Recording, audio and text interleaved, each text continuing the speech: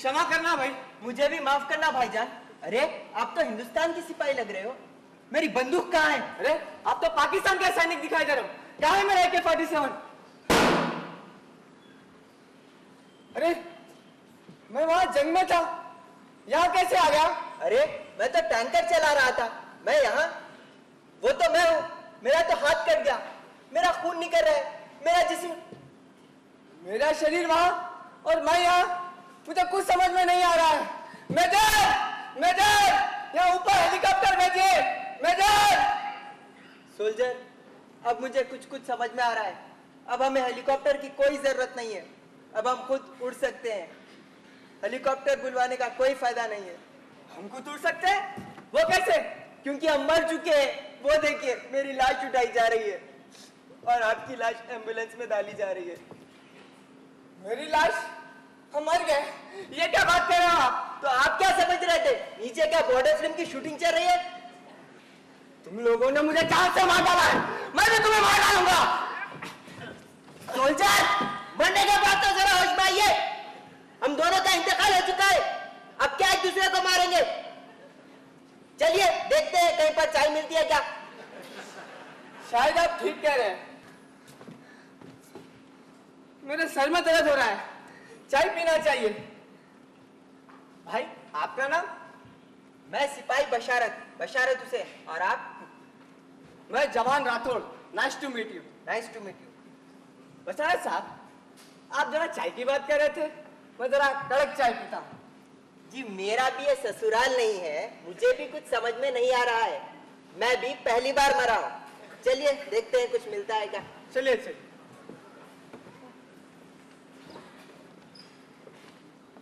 बशारत साहब, ये रास्ता स्वर्ग को जाता है या नर्क को? आपके पास इसका मैप वैप तो कुछ होगा? अब मुझे क्या पता इस बारे में, चलिए।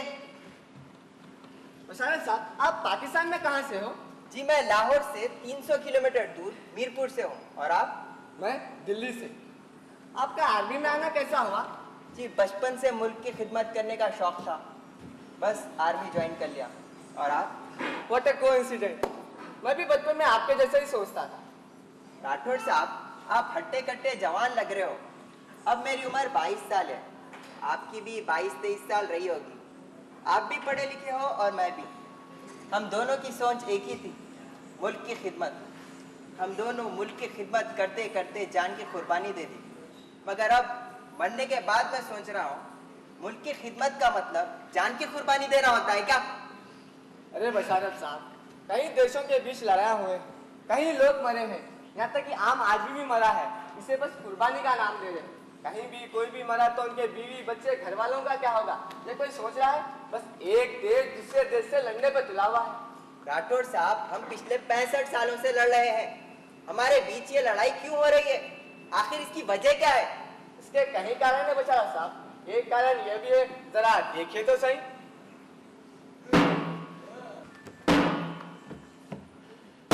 जो नए गोला बारूद, बंदूकें और टैंकर्स बनाए हैं, उसका अभी तक ऑर्डर नहीं आया।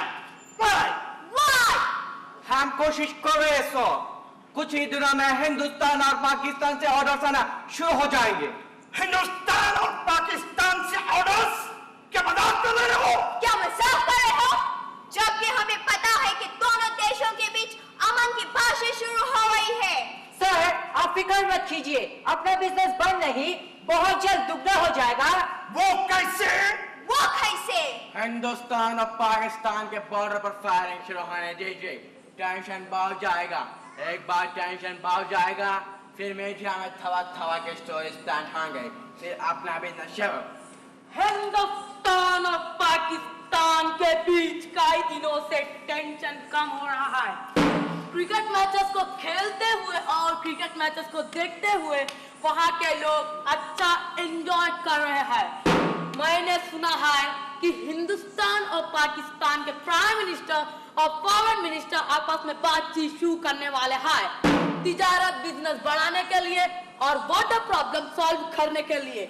और ये भी सुना है कि वीजा भी आसान हो जाएगा, लोग एक दूसरे के मुल्क में आसानी से आ जा सकेंगे। अगर ऐसा होगा तो इनकी दोस्ती बढ़ जाएगी, लड़ाई का चांस कम हो जाएगा और हमारा भी सर, उसका भी प्लान है। अगर वो मिलते भी है तो हम उनके हालात को सुधरने नहीं देंगे और उनके मुद्दों को हल करने नहीं देंगे। कुछ बम ब्लास्ट, कुछ टेरर अटैक्स, बॉर्डर पे थोड़ी फायरिंग तो शुरू होने दीजिए और देखिए वो दोनों अपने सारे मुद्दे और अग्रीमेंट्स को बाजू में रखकर अपने पास हथियार लेने दौड़े चढ़ाएंगे और अपना फायदा ही फायदा, फायदा ही फायदा, फायदा ही फायदा।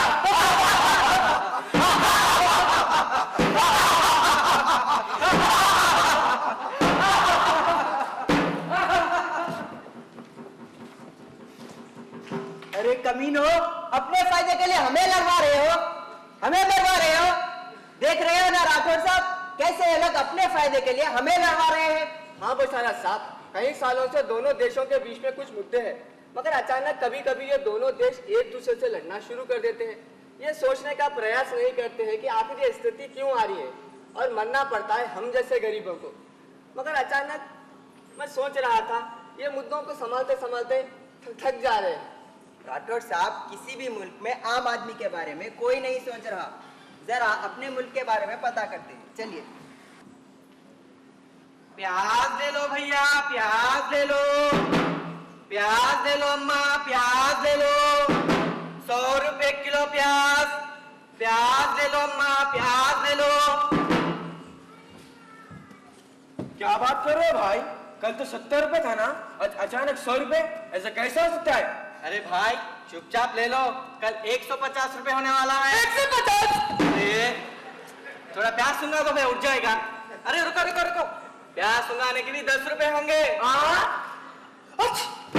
150 रुपए किलो प्याज, ये क्या हो रहा है, इतना महंगा? अरे भाई अपने पास प्याज कहाँ उग रहा है? जो उग रहा है वो सबके लिए बस नहीं हो रहा है। क्या करना बोलो, भाव तो बढ़ेगा ही ना, लेना है तो लो वरना आपकी मर्जी। प्याज ले लो अम्मा, प्याज ले लो, प्याज ले लो भैया, प्याज ले लो, प्याज ले लो अम्मा। 150 रुपए किलो प्याज? बेचारा साहब, आपके पास कितना महंगा मिल रहा है क्या? राठौर साहब, हमारे पास हाल बिल्कुल अलग है, आप खुद देख लीजिए। प्याज ले लो अम्मा, प्याज ले लो, 20 रुपए किलो प्याज, प्याज ले लो अम्मा, प्याज ले लो।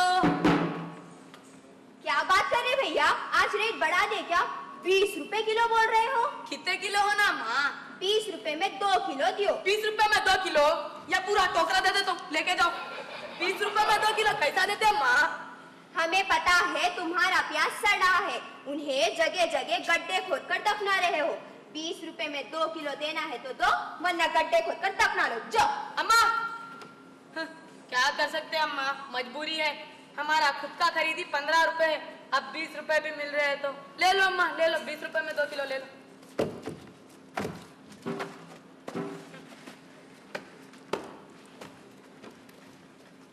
₹20 में 2 किलो बेचना पड़ रहा है, अब तो प्याज ही उगाना बंद करना पड़ेगा। इसमें तो किसान की मेहनत के पैसे भी नहीं मिल रहे। चलो भैया, चलो चलो। ये क्या बेचारा साहब, आपके पास 20 रुपए में 2 किलो और हमारे पास 100 रुपए में 1 किलो। राठौर साहब, हमारे पास प्याज सड़ के खराब हो रहा है। अगर दोनों मुल्कों के बीच इंपोर्ट एक्सपोर्ट आसान होता तो हमारे किसान को भी 25 से 30 रुपए हर 1 किलो प्याज पर मिलेंगे और आपके पास भी 100 रुपए की बजाय आम आदमी को 30 या 35 रुपए में प्याज मिल सकती है। हाँ बेचारा साहब, आप सही कह रहे हैं, मगर ये दोनों देशों के बीच हमारी सरकारें व्यापार क्यों नहीं बढ़ा रही आखिर? क्यों कारोबार नहीं बढ़ाते, क्यों दोस्ती नहीं बढ़ाते, क्यों हमेशा दुश्मनी की बातें करते रहते हैं और जंग करने पर तुले रहते हैं? आप खुद देखिए।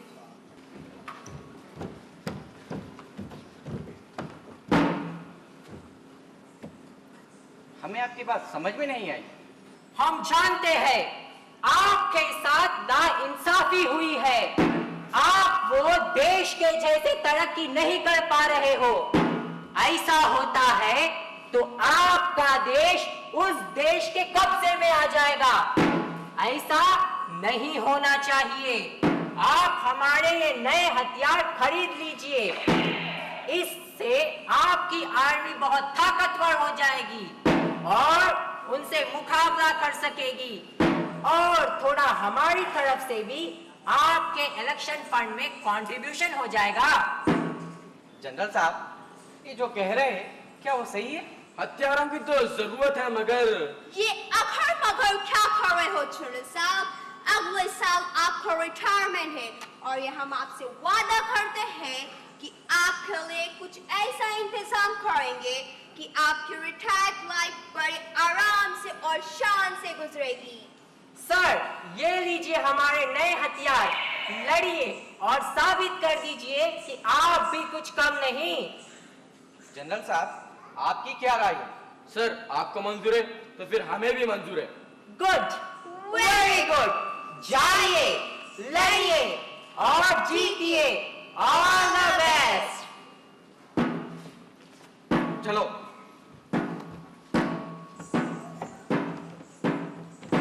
100 मिलियन की डील 10 मिनट में पूरी हो गई। इतनी बड़ी डील की खुशी में एक बड़ी पार्टी हो जाए। हाँ। Welcome welcome. नमस्ते। नमस्ते नमस्ते। आइए, आप ही का इंतजार था। आपको तो पता होगा आपके देश को कितना खतरा पड़ रहा है पड़ोसी देश से।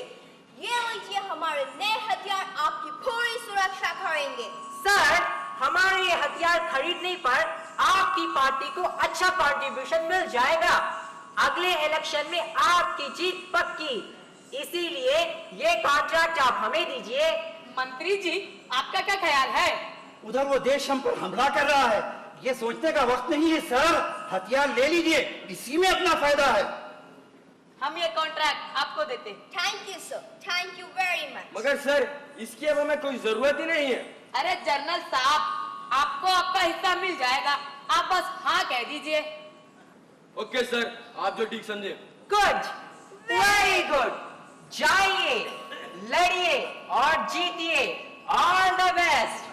चलिए।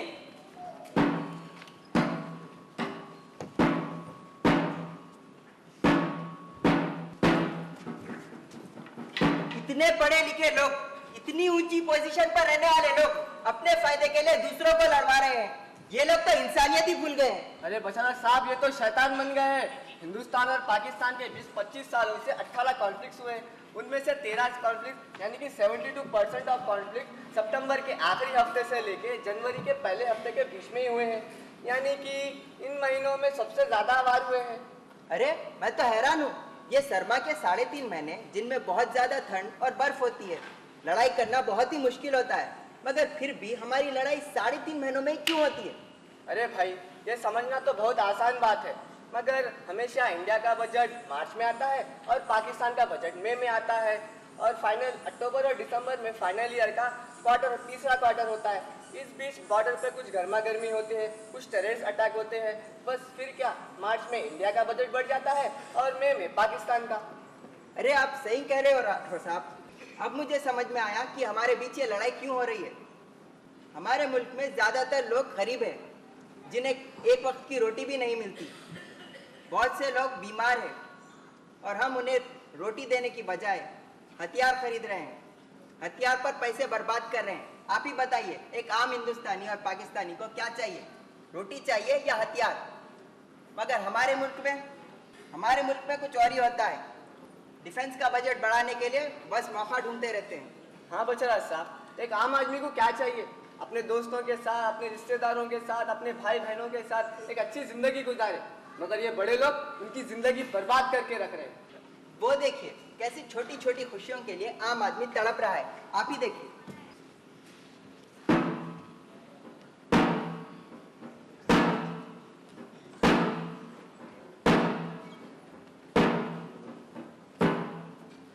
उधर उधर घुमा। जी सरकार, घुमा रहा हूँ। सरकार, लगता है हम समंदर में भटक गए और बहुत दूर आ गए। अच्छा, ऐसा क्या? जरा देखो तो। अरे वहां दूर एक नाव दिख रहा है, लगता है वो लोग भी तकलीफ में हैं।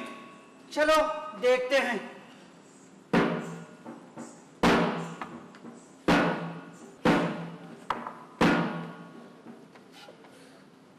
भाई बहुत दूर तक आ गए, रास्ता समझ में नहीं आ रहा। भाई, वहाँ दूर एक नाव अपने तरफ ही आ रहा है, चलो उनसे पूछते हैं। चलो।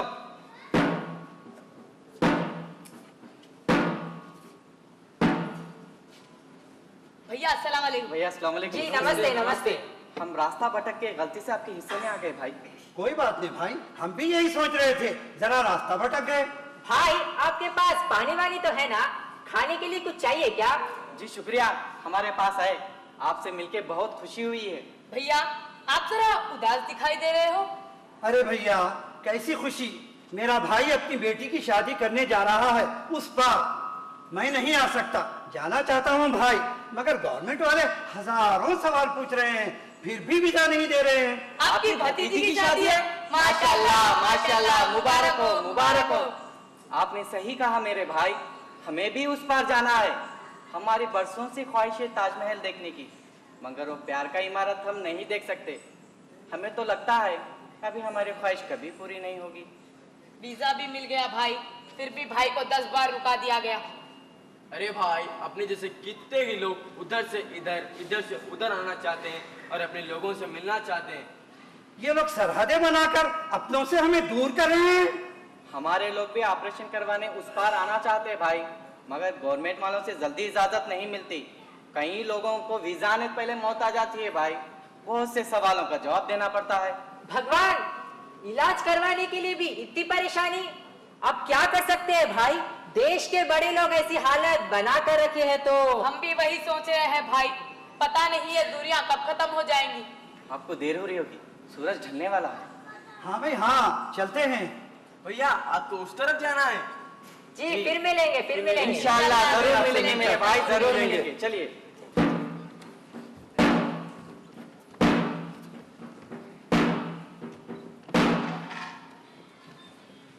या अल्लाह इनकी मुराद जल्दी पूरी करना। अरे बशारत साहब, अगर भगवान चाहता है तो भी ये मीडिया टीवी वाले ऐसा कहाँ होने देंगे? क्यों राठौर साहब? जरा देखिए मीडिया वाले कर क्या रहे हैं आखिर।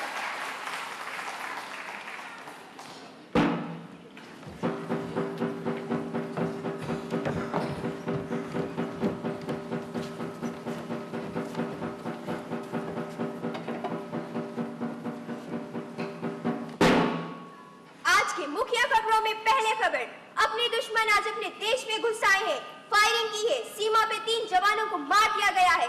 चलिए इसके बारे में पूछते हैं अपने देश के नेता का क्या ख्याल है। सर बताइए सर, आपका क्या ख्याल है इस बारे में? ये कई बार हुआ है, ये गवर्नमेंट नाकाम हो रही है।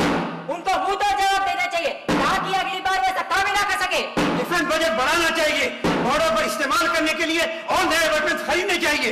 सर इस मुद्दे का अब और कोई सलूशन नहीं है? कोई सॉल्यूशन नहीं।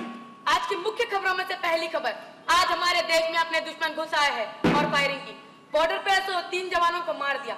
चलिए पूछते हैं इसके बारे में हमारे नेता का क्या ख्याल है। सर बताइए आपका क्या ख्याल है? ये कई बार हुआ है, ये गवर्नमेंट नाकाम हो रही है। इन्हें मुंह तोड़ जवाब देना चाहिए, ताकि वो अगली बार सना करें। डिफेंस बजट बढ़ाना चाहिए, बॉर्डर पे इस्तेमाल करने के लिए और नए वेपन खरीदनी चाहिए। सर इस मुद्दे का और कोई सोल्यूशन नहीं है? नहीं, कोई सोल्यूशन नहीं है। चलिए सैटेलाइट के जरिए लाहौर से पाकिस्तान के रिटायर्ड जनरल सुजात खान हमारे साथ है। सर बताइए सर, आपका क्या ख्याल है इस बारे में? हमारे साथ नाइंसाफी है, ये लोग हमें आगे बढ़ने नहीं देते, हमेशा हमें ही बदनाम करते हैं। ये सरासर झूठ है, हमेशा सीज फायरिंग का वायलेंस ये लोग शुरू करते हैं, बॉर्डर पे फायरिंग ये लोग शुरू करते हैं। आप क्या समझते हैं आप कि हमारे पास न्यूक्लियर वेपन्स नहीं है? हमें धमका रहे हो क्या हमारे पास न्यूक्लियर वेपन नहीं है? चलिए सैटेलाइट के जरिए दिल्ली से हिंदुस्तान के रिटायर्ड जनरल संजय रामास्वामी से पूछते हैं कि उनका क्या ख्याल है। सर बताइए आपका क्या ख्याल है? हमारा साथ नाइंसाफी हुई है, ये लोग हमें आगे बढ़ने नहीं देते, हमेशा हमें ही बदनाम कर देते। ये सरासर झूठ है, हमेशा सीज फायरिंग का वायलेंस ये लोग शुरू करते हैं और बॉर्डर पे फायरिंग भी ये लोग शुरू करते हैं। और आप लोग क्या समझ रहे हैं, हमारे पास न्यूक्लियर वेपन नहीं है क्या? हमें धमकी दे रहे हो? हमें क्या समझते हैं, क्या हमारे पास न्यूक्लियर वेपन नहीं है? सर इस मुद्दे का और कोई सोल्यूशन नहीं है? नहीं, कोई सोल्यूशन नहीं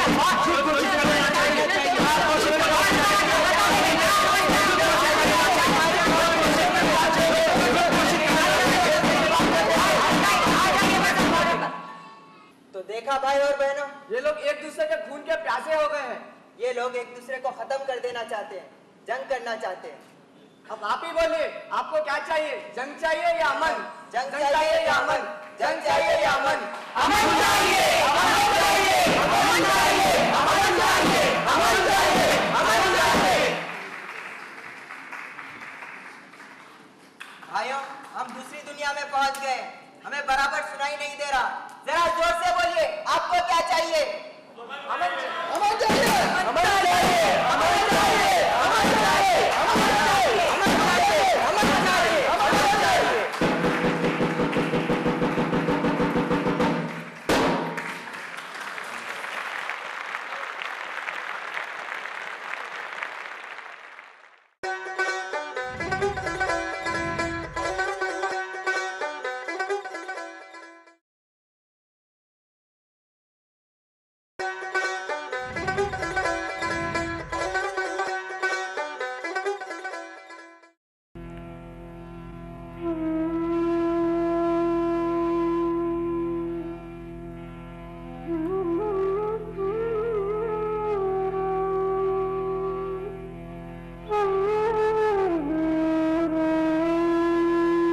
Lightly, oh lightly, we bear her along.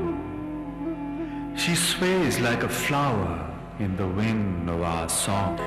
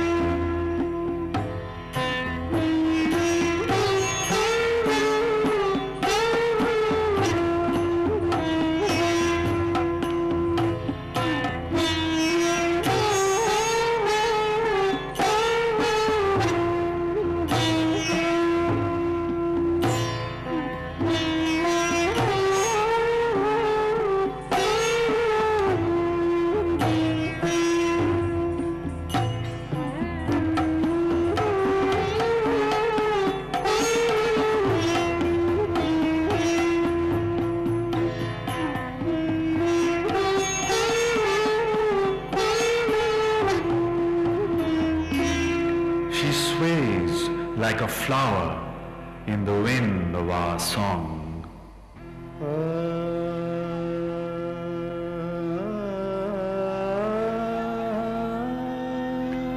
She sways like a flower in the wind of our song.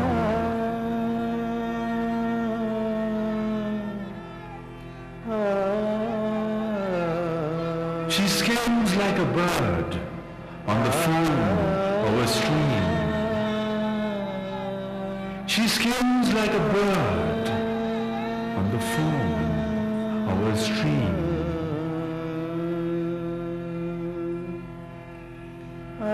She floats like a laugh from the lips of a dream.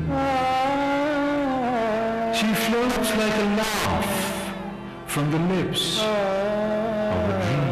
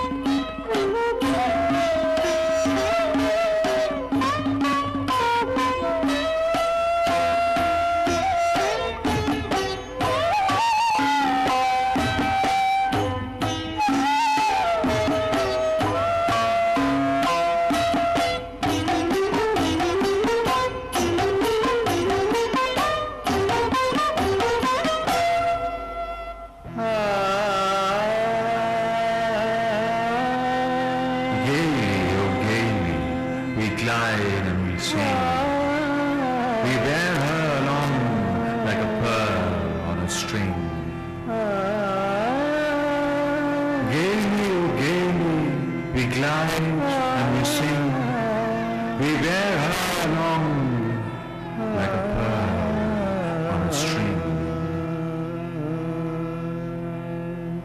Softly, oh softly, we bear her along.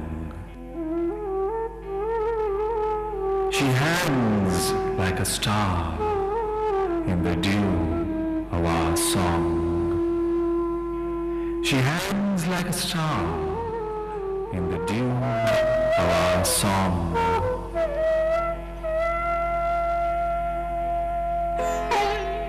She springs like a beam on the brow of the tide. She springs like a beam on the brow of the tide. She falls like a tear from the eyes of a bride.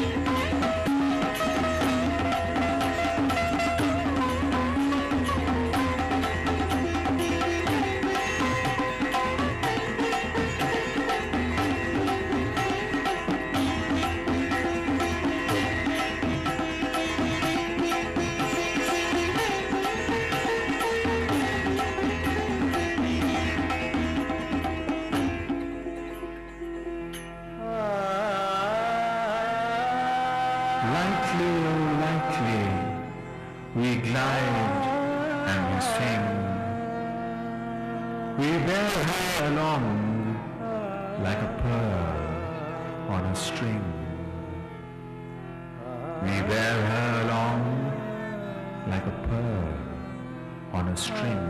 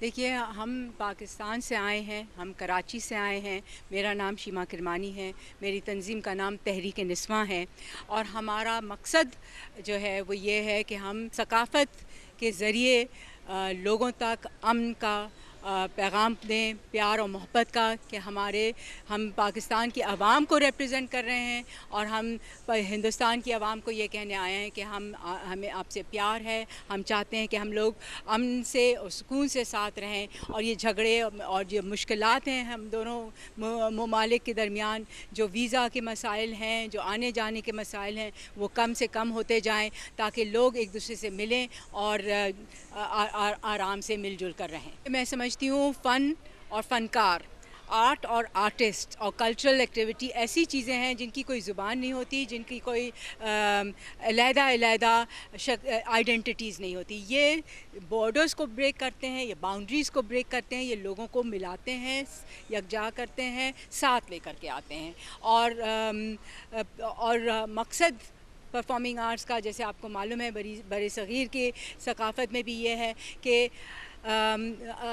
खूबसूरती फैलाए, प्यार और मोहब्बत फैलाएं, इंसान को बेहतर बनाएं। हम लोग कई दफ़ा आ चुके हैं हिंदुस्तान, हमने कई शहरों में परफॉर्म किया है, बहुत सारे थिएटर फेस्टिवल्स में परफॉर्म किया है, डांस परफॉर्मेंसेस भी किए हैं और हमेशा हमको बहुत प्यार मिला और बिल्कुल ऐसा लगता है कि हम लोग आपस में हमेशा से साथ थे और साथ रहना चाहते हैं और साथ रहेंगे। मैं समझती हूँ यहाँ से, हिंदुस्तान से भी जब लोग पाकिस्तान जाते हैं वो भी बताते हैं कि वो उनको भी लोग बहुत प्यार और मोहब्बत से और खुलूस से मिलते हैं।